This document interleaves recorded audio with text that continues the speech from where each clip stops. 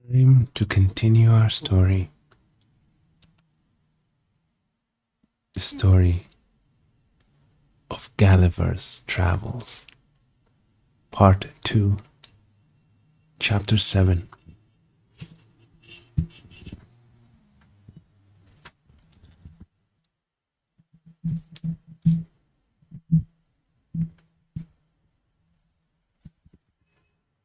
Their style is clear, masculine, and smooth, but not florid, for they avoid nothing more than multiplying unnecessary words or using various expressions. I have pursued many of their books, especially those in history and morality. Among the rest, I was much diverted with the little old treatise which always lay in Glum de la Cleche's bed, in Glum de la Cleche's bedchamber, and belonged to her governess, a grave elderly gentlewoman, who dealt in writings of morality and devotion.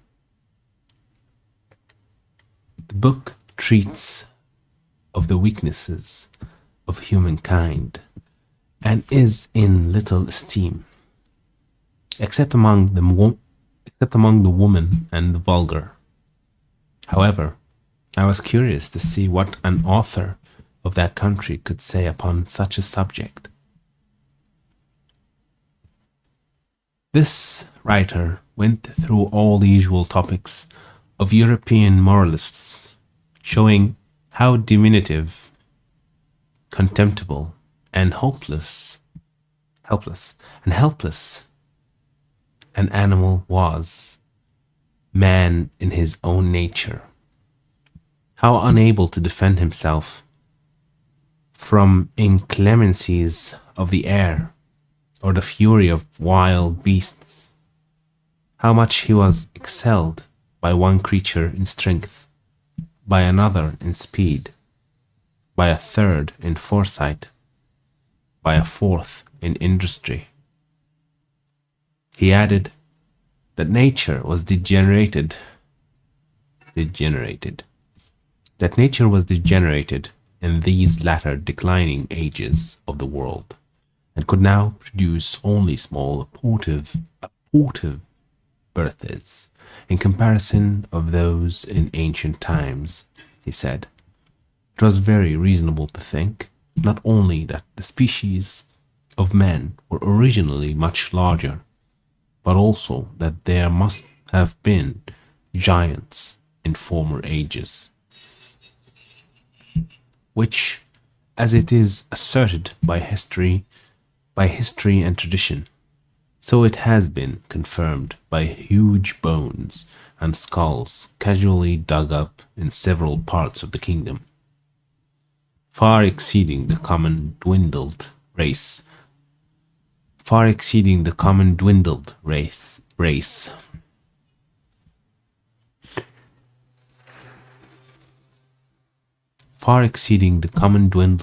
of men in our days. He argued that the very laws of nature absolutely required we should have been made in the beginning of a size more large and robust, not so liable to destruction from every little accident of a tile falling from a house, or a stone cast from the hand of a boy, or being drowned in a little brook. From this way of reasoning, the author drew several moral applications, useful in the conduct of life, but needless here to repeat. For my own part, I could not avoid reflecting how universally this talent was spread, of drawing lectures in morality, or indeed rather matter of discontent and ripening from the quarrels we raise with nature. And I believe, upon a strict inquiry, those quarrels might be shown as ill-grounded among us as they are among that people.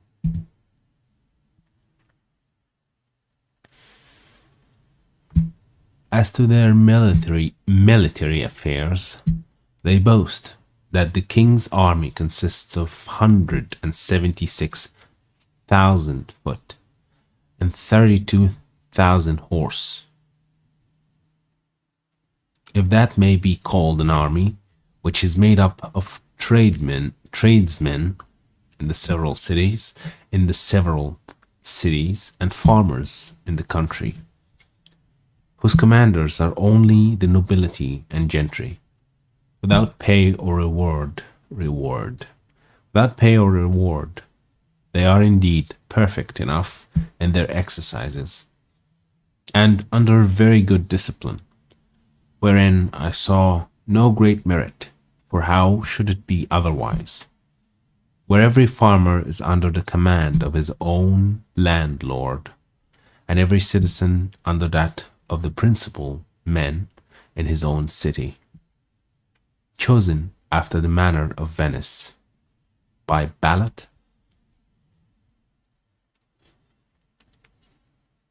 I have often seen the militia of Lord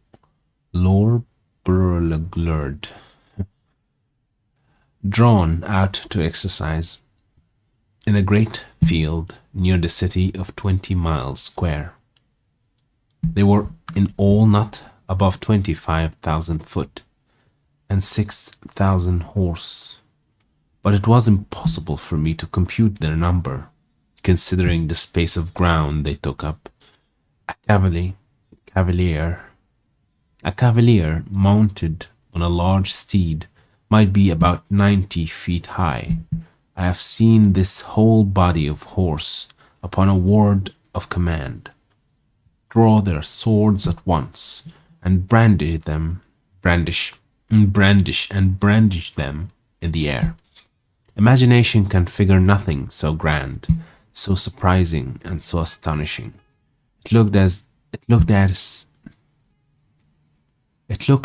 as if 10,000 flashes of lightning were darting at the same time from every quarter of the sky.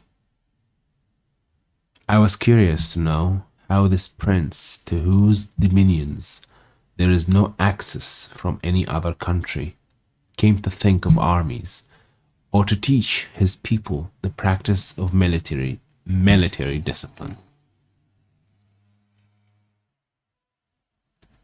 But I was soon informed, both by conversation and reading their histories, for in the course of many ages they have been troubled with the same disease to which the whole race of mankind is subject.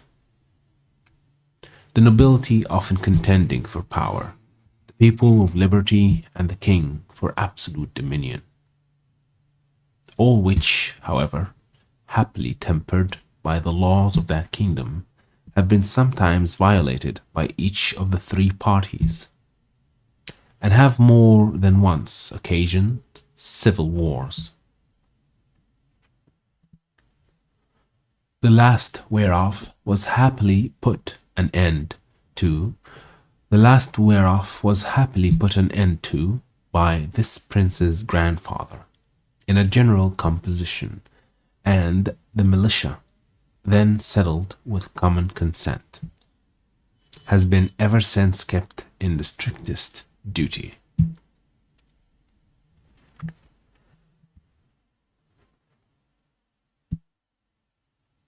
Chapter 8. The king and queen make a progress to the frontiers. The author attends them. The manner in which he leaves the country very particularly related.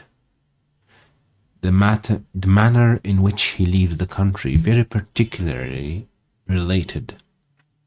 He returns to England.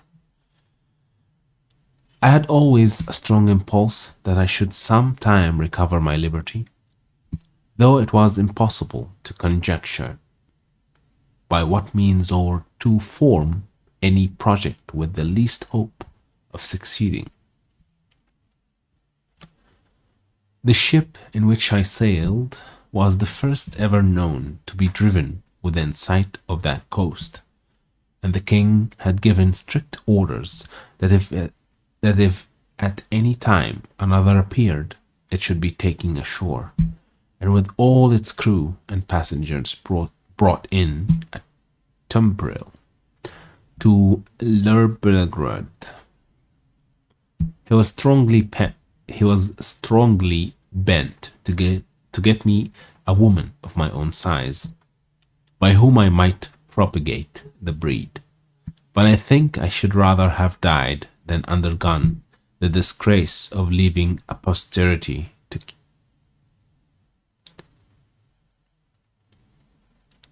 But I think I should rather have died than undergone the disgrace of leaving a posterity to be kept in cages like tame canary birds, and perhaps in time sold about the kingdom to persons of quality for curiosities. I was indeed treated with much kindness. I was the favorite of a great king and queen, and the delight of the whole court. But it was upon such a foot as ill became the dignity of humankind. I could never forget those domestic pledges I had left behind me. I wanted to be among people with whom I could converse upon even terms, and walk about the streets and fields without being afraid of being trod to death like a frog or a young puppy. But my deliverance came sooner than I expected, and in a manner not very common. The whole story and circumstances of which I shall faithfully relate.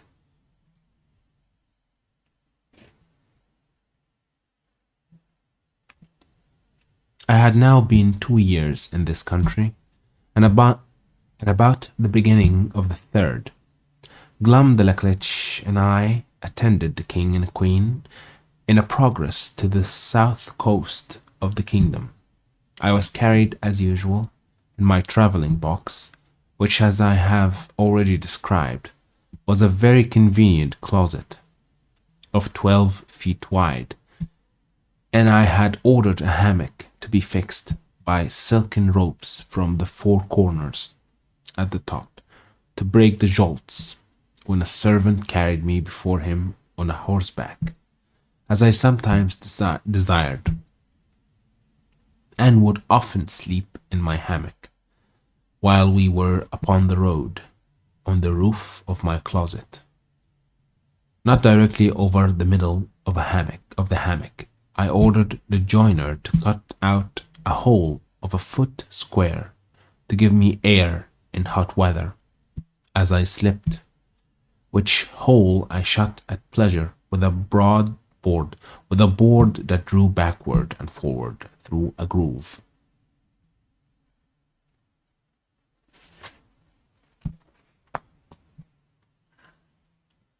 When we came to our journey's end, the king thought proper to pass a few days at a palace he has near Flanflasnick, a city within 18 English miles of the seaside. Glumdalclitch and I were much fatigued. I had gotten a small cold, but the poor girl was so ill as to be confined to her chamber.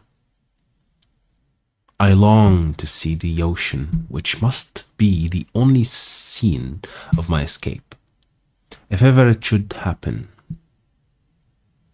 I longed to see the ocean, which must be the only scene of my escape, if ever it should happen. I pretended to be worse than I really was, and desired leave to take the fresh air of the sea, with a page whom I was very fond of, and who had sometimes been trusted with me. I shall never forget with what unwillingness Glumdalclitch consented, nor the strict charge she gave the page to be careful of me, bursting at the same time into a flood of tears, as if she had some foreboding of what was to happen. Foreboding. It's an interesting word.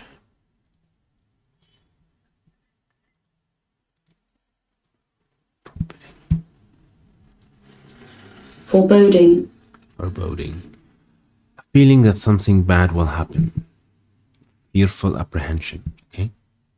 Foreboding. As if she had some foreboding of what was to happen.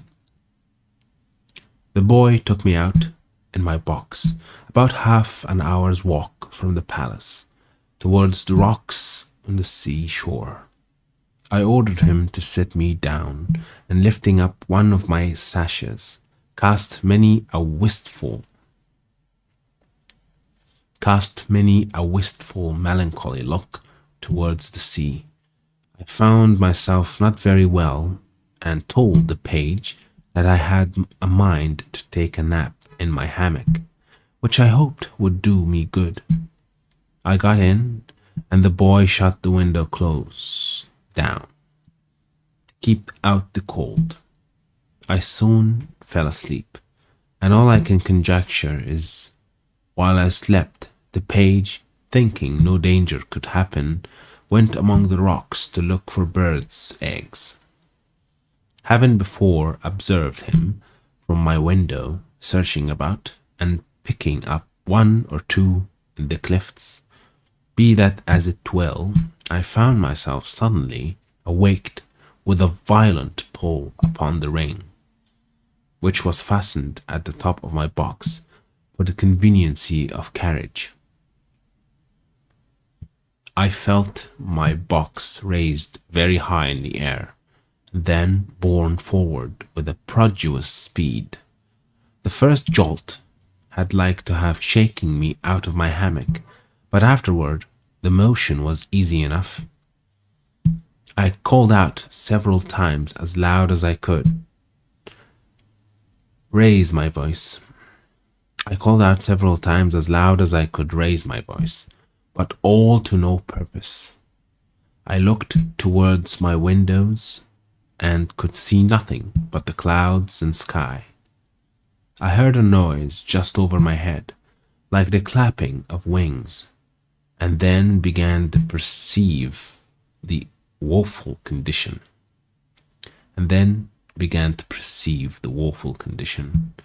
I was in. That some eagle had got the ring of my box in his beak, with an intent to let it fall on a rock, like a tortoise in a shell, and then pick out my body and devour it. For the sagacity and smell of this bird. Sagacity. Let's see how it's pronounced.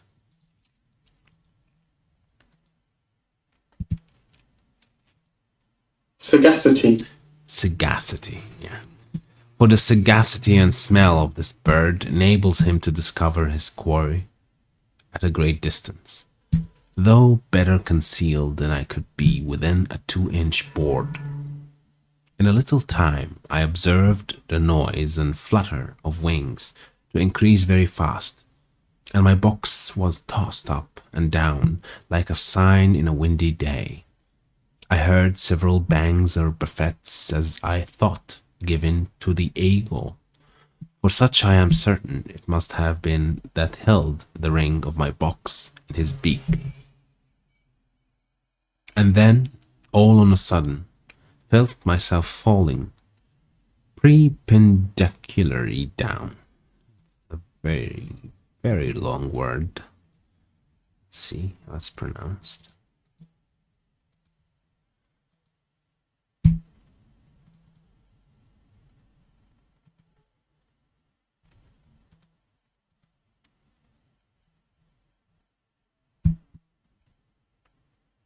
Perpendicularly. Perpendicularly. Perpendicularly. Perpendicularly. Okay. Perpendicularly down. For above a minute, but with such incredible swiftness that I almost lost my breath. My fall was stopped by a terrible squash that sounded louder to my ears than the cataract of Niagara. Cataract. Then the cataract of Niagara, after which I was quite in the dark for another minute, and then my box began to rise so high that I could see light from the tops of the windows. I now perceived I was falling into the sea. My box, by the weight of my body, the goods that were in, and the broad plates of iron, fixed for strings at the four corners of the top and bottom, floated about 5 feet deep in water. I did then, and do now, suppose that the eagle which flew away with my box was pursued by 2 or 3 others, and forced to let me drop, while he defended himself against the rest, who hoped to share in the prey.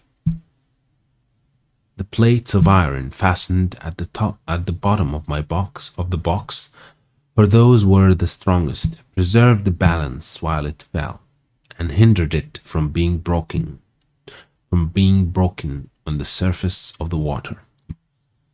Every joint of it was well grooved, and the door did not move on hinges, but up and down like a sash, which kept my closet so tight that very little water came in. I got with much difficulty out of my hammock, having first ventured to draw back the slip board on the roof already mentioned, contrived on purpose to let in air, for want of which I found myself almost stifled.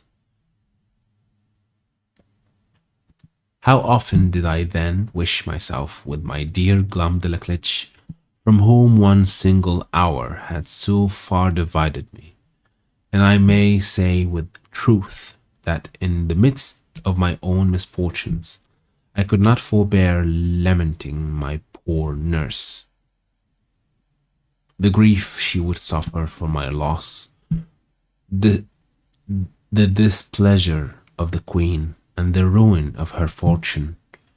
Perhaps many travellers have not been under greater difficulties and distress than I was at this juncture, expecting every moment to see my box dashed to pieces, or at least overset by the first violent blast or rising wave. A breach in one single pane of glass would have been immediate death, nor could anything have preserved the windows but the strong lattice wires placed on the outside against accidents in travelling. I saw the water ooze in at several crannies, although the leaks were not considerable, and I endeavoured to stop them as well as I could. I was not able to lift up the roof of my closet, which otherwise I certainly should have done, and sat on the top of it, where I might at least preserve myself some hours longer, than by being shut up, as I may call it, in the hold. Or if I escaped these dangers for a day or two, what could I expect but a miserable death? What could I expect but a miserable death of cold and hunger? I was 4 hours under these circumstances, expecting and indeed wishing every moment to be my last. I have already told the reader that there were 2 strong stables fixed upon that side of my box, which had no window, and into which the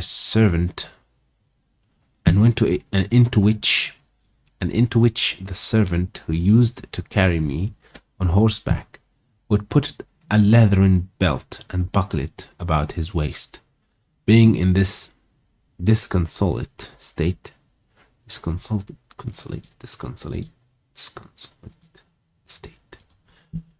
see. Disconsolate. Disconsolate. Being in this disconsolate state, I heard, or at least thought I heard, some kind of grating noise on that side of my box where the stables were fixed. And soon after I began to fancy that the box was pulled or towed along the sea, for I now and then felt a sort of tugging which made the waves rise near the tops of my windows, leaving me almost in the dark. This gave me some faint hopes of relief, although I was not able to imagine how it could be brought about. I ventured to unscrew one of my chairs, which were always fastened to the floor, and having made a hard shift to screw it down again, directly under the slipping board that I had lately opened, I mounted on the chair, and putting my mouth as near as I could to the hole, I called for help in a loud voice and in all the languages I understood. I then fastened my handkerchief to a stick I usually carried, and thrusting it up the hole, waved it several times in the air, that if any boat or ship were near, the seamen might conjecture some unhappy mortal to be shut up in the box.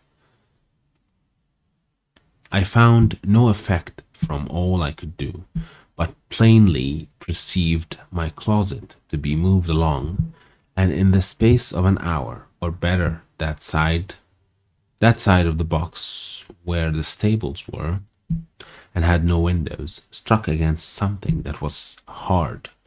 I apprehended it to be a rock, and found myself tossed more than ever.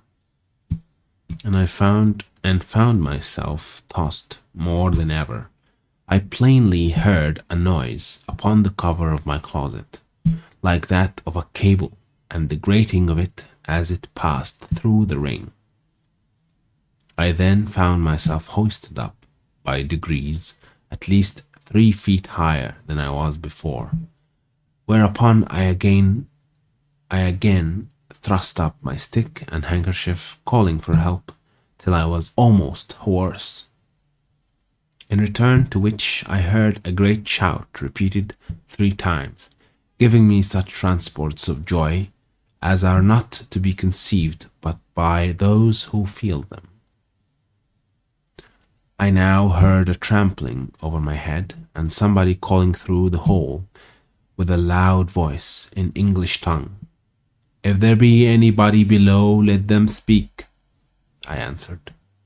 I was an Englishman, drawn by ill fortune into the greatest calamity that ever any creature underwent, and begged by all that was moving to be delivered out of the dungeon I was in.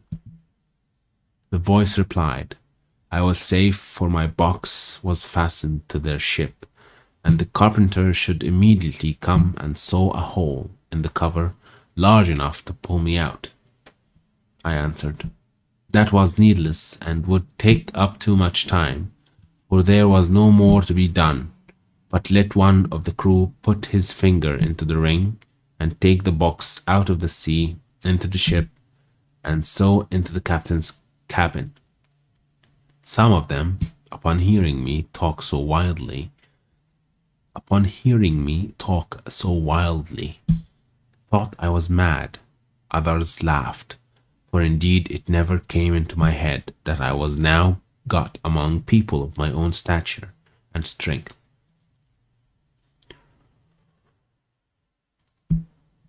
That will be it for today, and I will see you in the next one.